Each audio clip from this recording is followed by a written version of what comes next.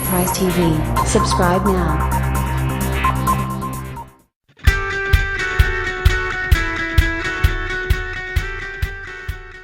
The driver-centered 2018 Buick Regal GS is returning as something other than an appearance and frame tuning bundle. This time the Sport remainder gets Gran'er by 2 barrels and 60 torque with respect to the base Regals. That is 310 aggregate for you numerologists. Standard all-wheel drive guarantees that every one of those hooves dove in. Sharp spectators will take note of that Buick has basically pushed the LaCrosse's 3.6-liter all-wheel drive powertrain into the Regal GS. It's enticing to see this as an exemplary muscle auto play, like when the first moderate-size 1965 Skylark Gran Sport pressed a 401 Nailhead V-8 culled from the full-estimate Wildcat. In any case, this Regal is only 3 inches shorter in wheelbase and an insignificant 44 pounds lighter than its full-estimate Epsilon stage cousin, down from 11 inches and 650 pounds for those 65s. So does the Regal GS drive like a LaCrosse with a half-purge fuel tank? Probably not.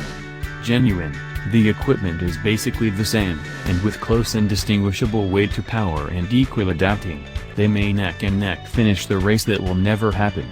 In any case, this equipment set offers a great deal of handles that can be swung to recognize the all the more stately and sumptuous LaCrosse from the complement cornering, more fastened down Regal GS, particularly when the drive mode selector is set to its full howitzer with windshield wipers GS mode, to cite a 65 Gran Sport promotion feature.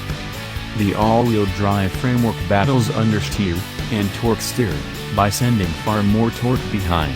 The continuous damping control stunts worry faster to battle pitch and roll, and the directing help is decreased by 25% in respect to the default visiting mode. Sport mode guiding gets 15% less help.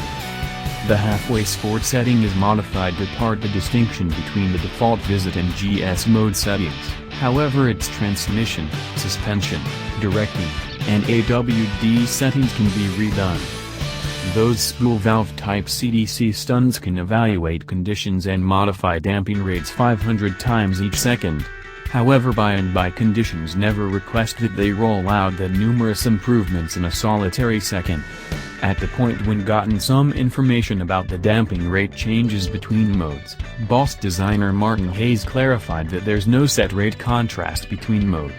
Or maybe, it's the technique about when and by how much an individual wheel's movement is abridged at progressions.